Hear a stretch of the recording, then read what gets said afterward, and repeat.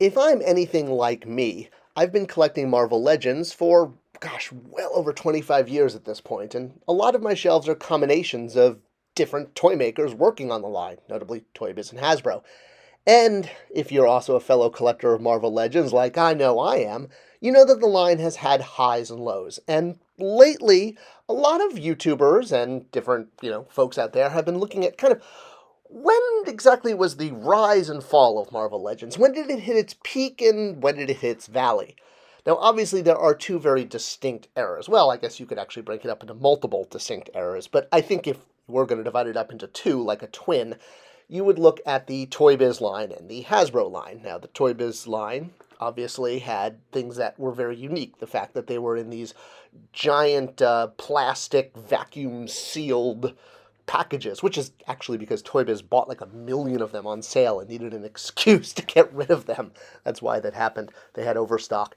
They also introduced the concept of the chase figure, which is, for good or ill, it is something that's affected the toy collecting community for the last 30 years. And a lot of us can look at this, maskless Wolverine as the start of that.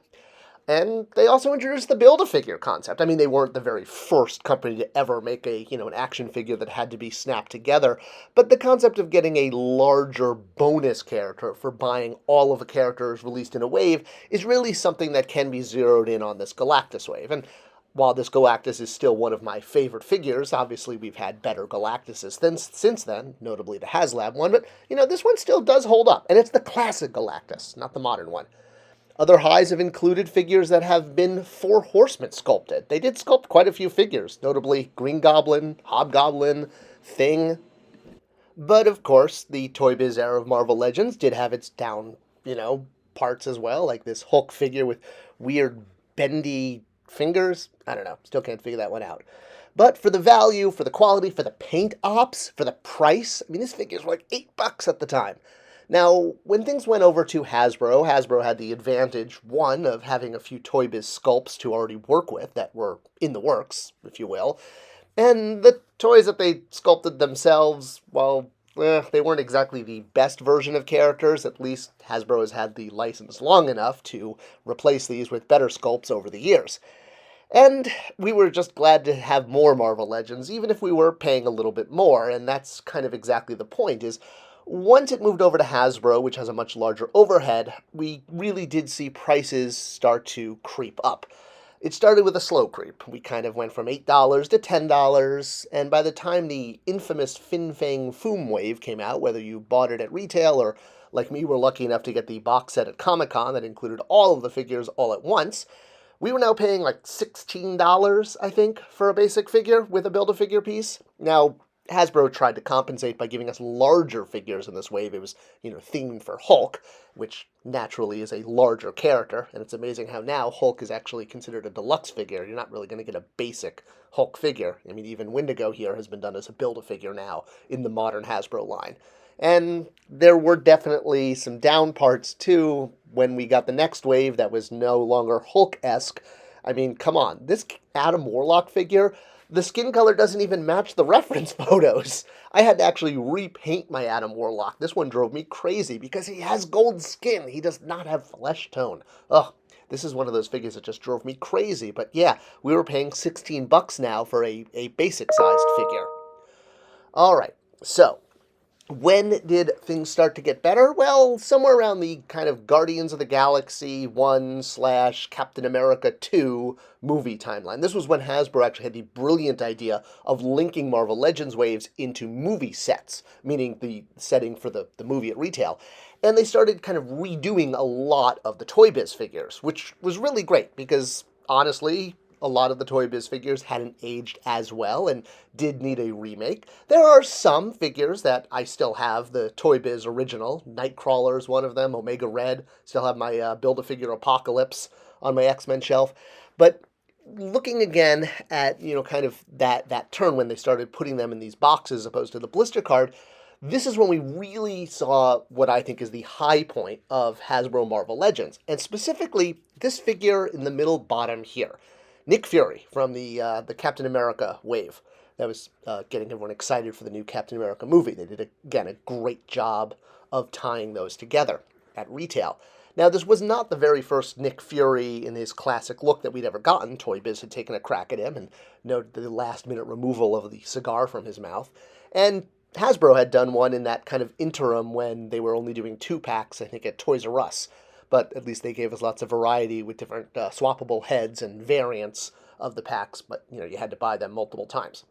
So why this figure? Why is this figure, in my mind, my humble opinion, kind of the quintessential climax of the Hasbro basic figure Marvel Legends? I mean, obviously, I think Galactus is really the climax of the whole thing, but for a basic figure, this figure is very important for several reasons.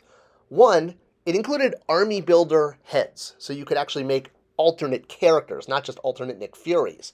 So you could build out an army of, S.H.I.E.L.D. members, especially if you had those aforementioned Toys R Us 2-packs. But beyond the fact that you could do army building with the additional parts, they really...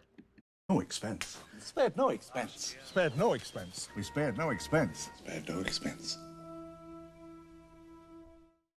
Now, flash forward to today, and we're really at a time of cost reduction, as opposed to, sparing no expense. Thank you, Richard Attenbauer. We're looking at basic figures creeping up to $30, and that's probably where they will be at the end of 2023, with deluxe figures coming in at, significantly more. Currently, even Hasbro, with their retail partners, are using a customized program to balance out the P&L by charging more if a product is only available at one retailer, which is something we never really saw in the past.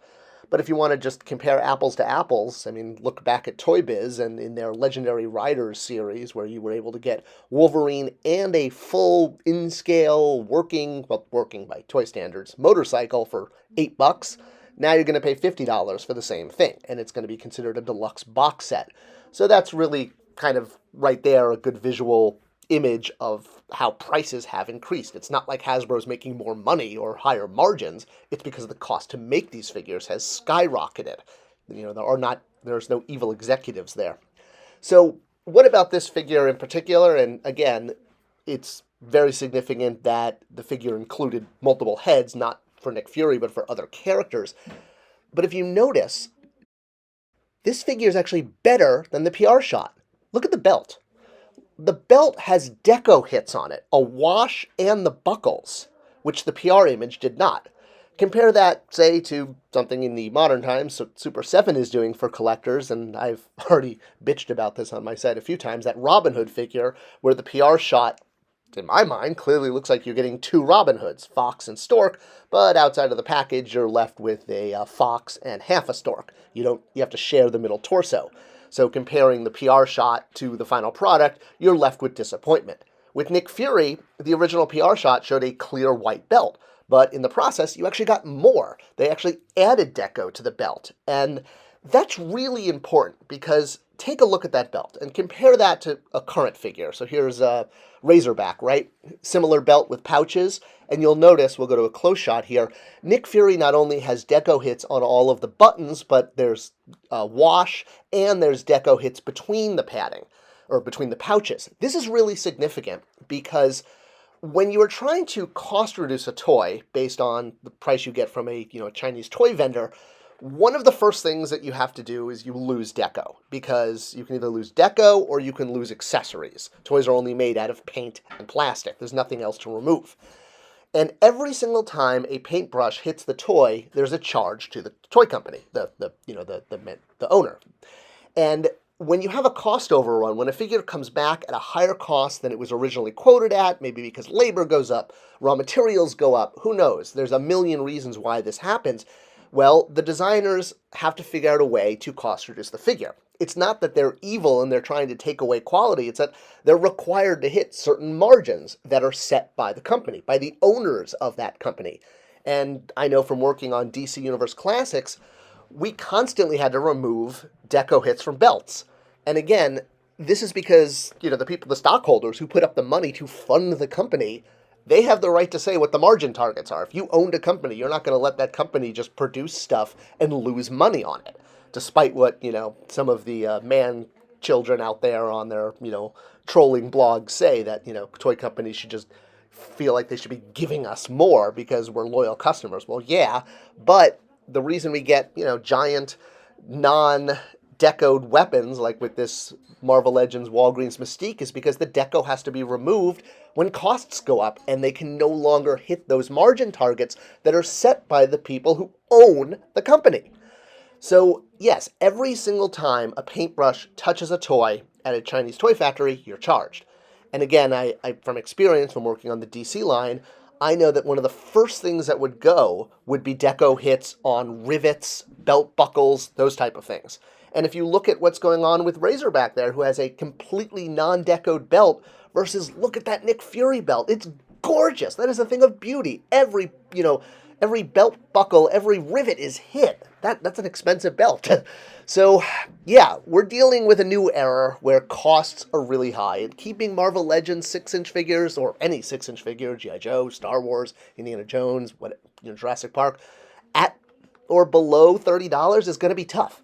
And this figure is amazing because not only was it an improvement from the PR images, you got multiple heads to make army builders, and you just got so much beautiful deco. Ugh, I wish this trend could have continued.